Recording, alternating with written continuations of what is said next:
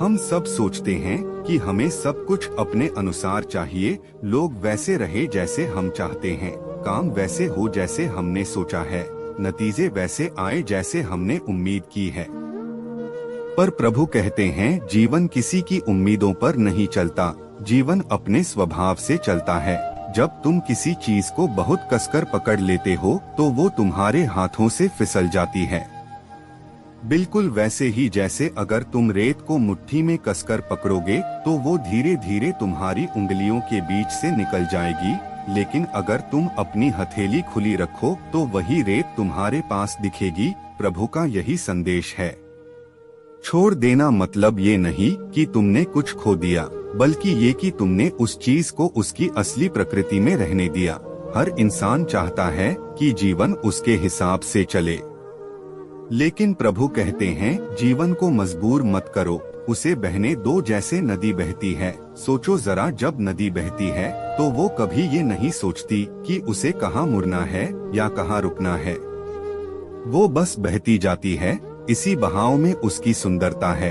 अगर वो रुक जाए तो सड़ जाएगी। जीवन भी ऐसा ही है, जितना ज्यादा तुम उसे रोकने की कोशिश करोगे वो उतना ही भारी और दर्द भरा हो जाएगा। प्रभु ने एक बार कहा था, दुख इसलिए नहीं है कि चीजें बुरी हैं, दुख इसलिए है क्योंकि तुम उन्हें वैसे नहीं स्वीकारते जैसे वो है। हम हर समय चीजों को बदलना चाहते हैं।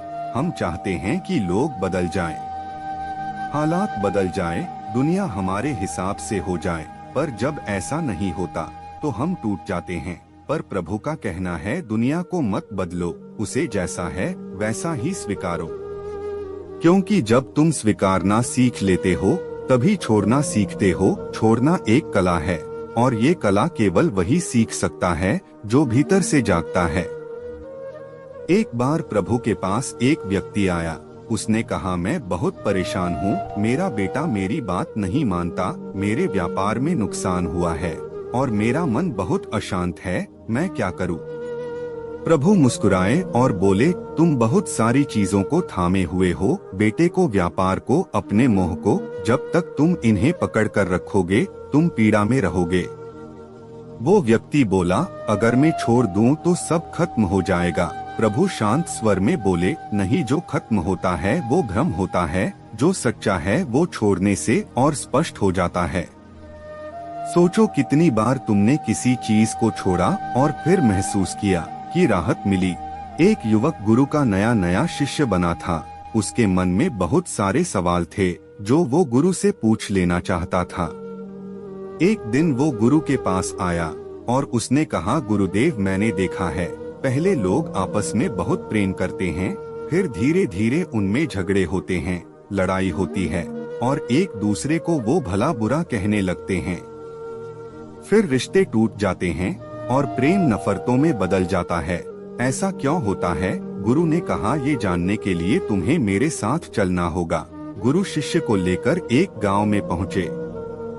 वहाँ एक घर के द्वार को उन्होंने खटखटाया। भीतर से एक व्यक्ति बाहर आया। उसने गुरु को प्रणाम किया और कहा, गुरुदेव, मैं आपकी किस प्रकार सेवा कर सकता हूँ? गुरु ने उस व्यक्ति से कहा, क्या तुम्हारी पत्नी के साथ विवाद समाप्त हो गया? क्या अब तुम खुश हो? उस व्यक्ति ने कहा, मैंने गलती की गुरुदेव, वो औरत से शादी करके वो बिल्कुल भी अच्छी नहीं है। वो मेरा और मेरे परिवार का ख्याल नहीं रखती, वो हमेशा अकड़कर बात करती है, वो हमेशा गुस्से में रहती है, उसने कभी मेरी कोई बात मानी ही नहीं, वो बिल्कुल भी अच्छी नहीं है।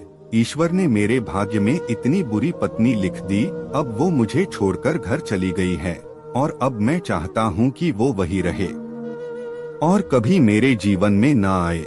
गुरु ने अपने शिष्य से कहा, देखा तुमने, यही मनुष्य का स्वभाव है।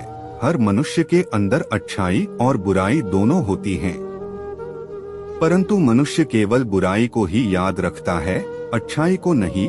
और जब वो किसी की बुराई करने पर आता है तो वो शुरू से लेकर आखिर तक सब कुछ बुरा ही देखता है, और जब वो अपने मन में सब कुछ बुरा ही बैठा लेता है तब वो ये आशा करता है कि इसके जीवन में सब अच्छा हो। बुराई से जीवन में अच्छाई कैसे पनप सकती है? अच्छाई लाने के लिए जीवन में सुख, और शांति लाने के लिए हमें अच्छाई को देखना होगा, पर ये काम कोई नहीं करता, क्योंकि ऐसा करने से मनुष्य के अहंकार को चोट पहुंचती है और वो अपने अहंकार से गिरना नहीं चाहता। उस व्यक्ति ने कहा, गुरुदेव आप ये क्या कह रहे हैं? अगर कोई बुरा है तो उसमें बुराई तो दिखाई देगी, मेरी पत्नी बुरी है तो मैं उसमें बुरा ही देखूंगा। उसने आज तक ऐसा कोई काम नहीं किया जिससे मैं खुश हो सकूं। गुरु ने कहा, क्या तुमने कोई ऐसा कार्य किया जिससे तुम्हारी पत्नी खुश हो सके? कौन जाने क्या पाप है, क्या पुण्य है, मनुष्य अपना कार्य सही से करे। निराश नहीं होना चाहिए, बल्कि उन्हें जीवन के अनुभव के रूप में देखना चाहिए।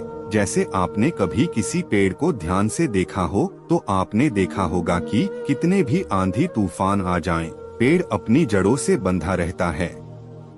हमें भी उसी पेड़ की तरह जीवन में जड़ें मजबूत करनी चाहिए, आत्मविश्वास और निरंतर प्रयास करना चाहिए। जीवन में चाहे कितने भी आंधी तूफान आएं, लेकिन हमें उसी पेड़ की तरह जड़ों को मजबूत बंधे रखना है और अंततः खड़े रहना है।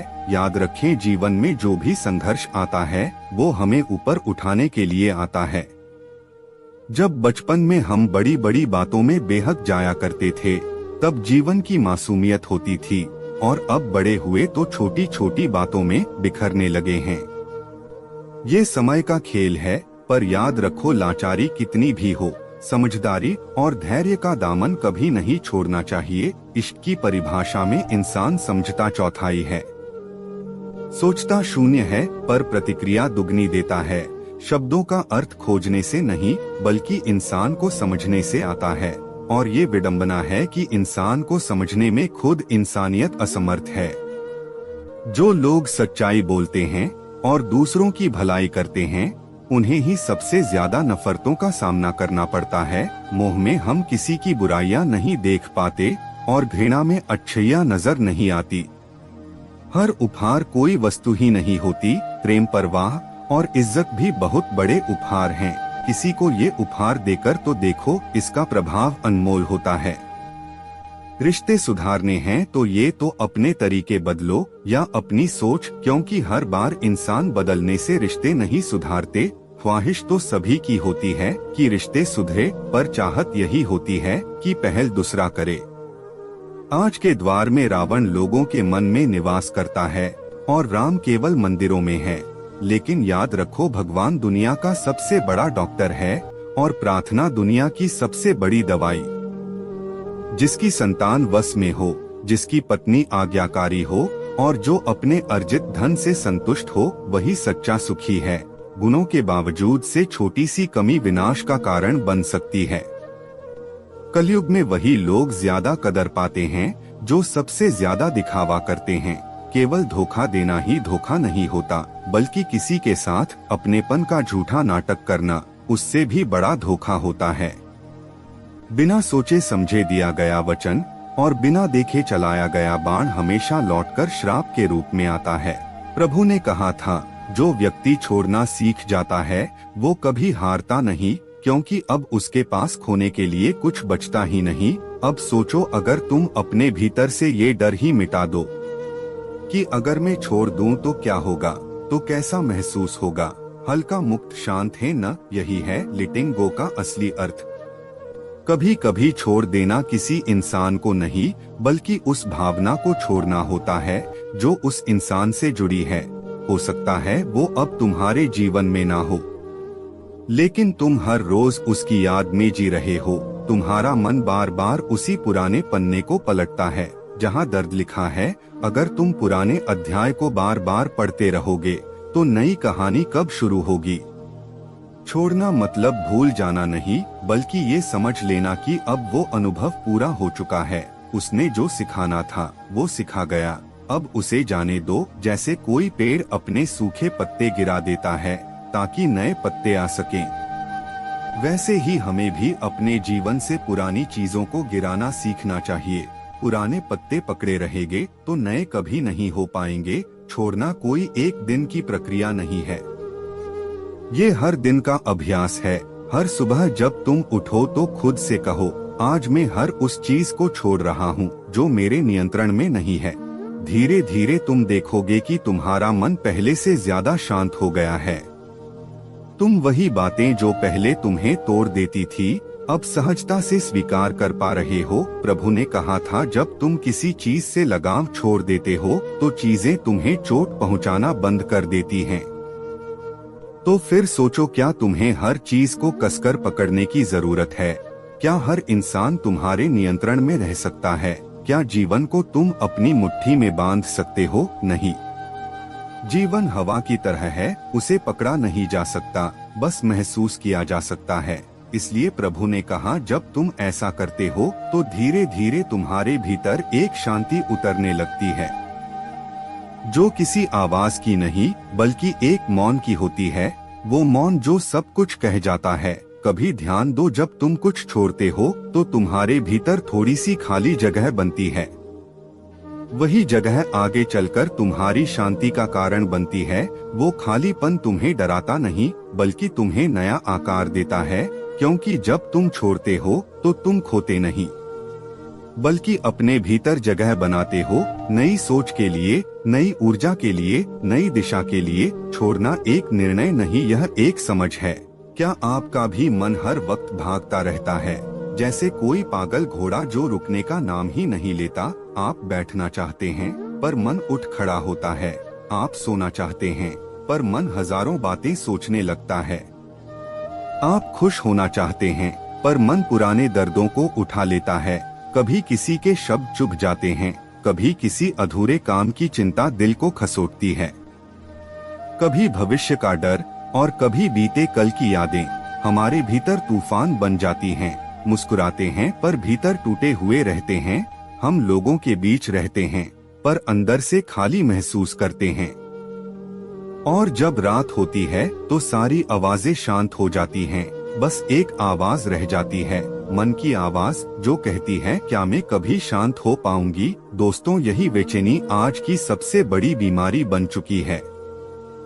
यह किसी और को दिखाई नहीं देती, लेकिन अंदर से इंसान को धीरे धीरे खा जाती है। आप बाहर से बिल्कुल सामान्य दिखते हैं, पर भीतर एक ऐसा तूफान चलता है जिसे आप खुद भी रोक नहीं पाते।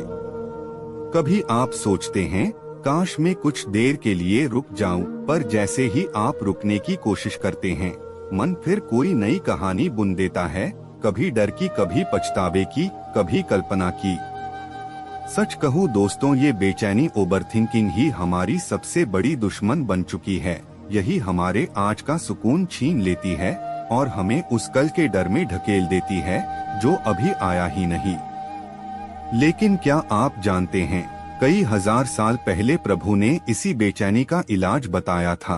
कहा था, मनुष्य का असली दुश्मन बाहर नहीं भीतर है, और जब हम इस मन के तूफान को समझ लेते हैं तो जीवन में शांति अपने आप उतर आती है।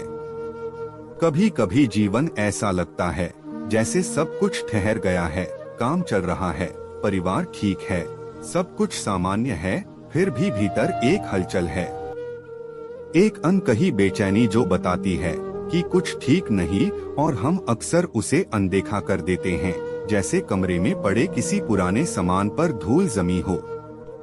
दिखता है पर छूते नहीं, लेकिन प्रभु कहते हैं, जिस चीज से तुम भागते हो वही तुम्हारा पीछा करती है। यानी अगर तुम अपने मन की बेचैनी को दबाने की कोशिश करोगे तो वो और जोर से लौटेगी। जितना तुम भागोगे उतनी वो तोड़ेगी, और एक दिन वो तुम्हें भीतर से तोड़ देगी। मन को समझना उसी क्षण से शुरू होता है जब तुम भागना बंद करते हो। जब तुम पहली बार अपने मन के सामने बैठते हो और कहते हो, ठीक है, आज मैं तुझसे नहीं भागूंगा, जो है देखता हूँ। टेंशन वो घाव है जो हर समय दुख देता है, एक ऐसा घाव जो दिखता नहीं पर भीतर से इंसान को धीरे धीरे तोड़ देता है। कोई और घाव होता है तो समय के साथ भर जाता है, पर ये मानसिक घाव हर पल ताजा रहता है। ये हमें चैन से जीने नहीं देता, सोने नहीं देता, मुस्कुराने नहीं देता। लेकिन क्या कभी तुमने सोचा है कि इस घाव को गहरा करने वाला कोई और नहीं, हम खुद हैं। हम अपने ही विचारों से खुद को घायल करते हैं। किसी ने कुछ कहा और हम उसे बार बार याद करते हैं, किसी ने धोखा दिया और हम हर दिन उस दर्द को दोहराते हैं। किसी चीज का डर बैठ गया तो हम उसी डर को अपने दिमाग में जिंदा रखते हैं। ये सब मिलकर टेंशन का जहर बन जाते हैं और धीरे धीरे हमें खत्म करने लगते हैं। पर जीवन का सच ये है, जिसे तुम टेंशन कह रहे हो वो तुम्हारी सोच का परिणाम है। परिस्थितियां कभी तनाव नहीं लाती, बल्कि हमारा दृष्टिकोण तनाव लाता है। वही व्यक्ति जो एक हालात में टूट जाता है, दूसरा उसी हालात में खिल उठता है। फर्क केवल इतना है कि एक ने हालात को गुरु बना लिया और दूसरे ने बोझ। देखो, जीवन में हर चीज का सामना किया जा सकता है, लेकिन जब मन बंध जाता है, जब विचार कठोर हो जाते हैं, तब हर हल्का सा झोंका भी तूफान बन जाता है। टेंशन तब नहीं होती जब समस्या आती है, टेंशन तब होती है जब हम समस्या को स्वीकार नहीं कर पाते। जीवन का एक सुंदर रहस्य है, जो स्वीकार कर लिया जाता है वो बोझ नहीं रहता। तुम केवल उस जीत से दुखी हो जो तुमने स्वीकार नहीं की। मान लो कोई तुम्हारे बारे में गलत बोल दे, अगर तुम भीतर से जानो कि तुम्हारा मन साफ है तो उसकी बातों से तुम्हें चोट नहीं लगती। लेकिन अगर भीतर कहीं तुम्हारे अहंकार को ठेस लगती है, तभी टेंशन शुरू होती है। असली समस्या बाहर नहीं भीतर है। हम अपने मन को नियंत्रित करना नहीं सीखते।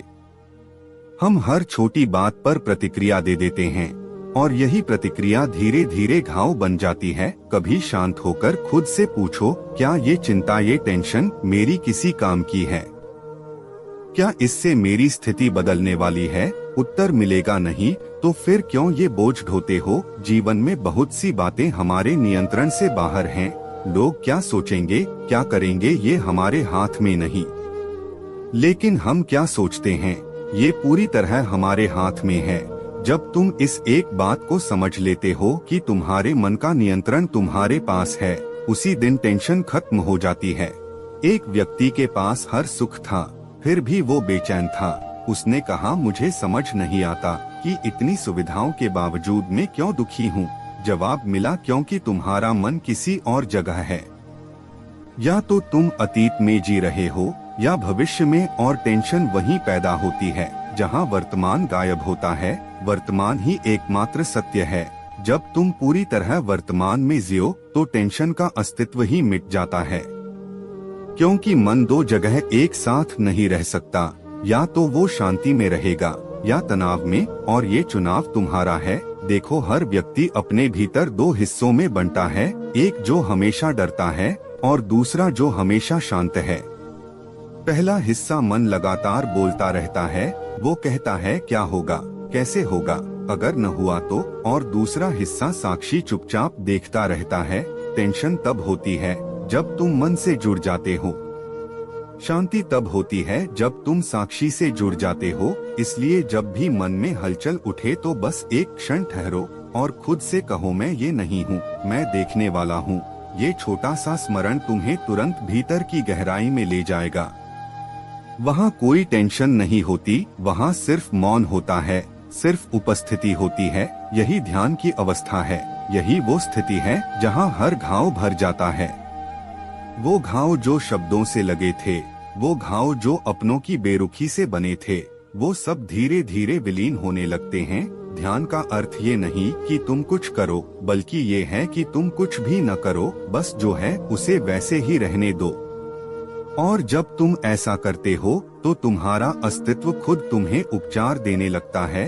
एक क्षण के लिए सोचो, कितनी बार तुमने अपने मन को खुद घायल किया है। कितनी बार तुमने खुद से कहा, मैं असफल हूँ, मैं अयोग्य हूँ, मैं दुर्भाग्यशाली हूँ। ये सारे वाक्य, ये सारे विचार, यही तुम्हारे भीतर की टेंशन को पोषित करते हैं। तुम खुद अपने विचारों से खुद को दुख देते हो। अब समय है खुद पर दया करने का, खुद को प्रेम देने का, क्योंकि जिस दिन तुम खुद से प्रेम करने लगोगे, उसी दिन टेंशन मिटने लगेगी। जो व्यक्ति अपने भीतर प्रेम से भर जाता है, वो किसी भी परिस्थिति में दुखी नहीं रह सकता, क्योंकि प्रेम और टेंशन साथ नहीं चल सकते। प्रेम में स्वीकृति है, प्रेम में अपनापन है, प्रेम में वो ऊष्मा है जो हर घाव को भर देती है। इसलिए हर दिन खुद को एक बार मुस्कुराओ, खुद से कहो सब ठीक है, और तुम देखोगे धीरे धीरे अंदर का वातावरण बदलने लगा है।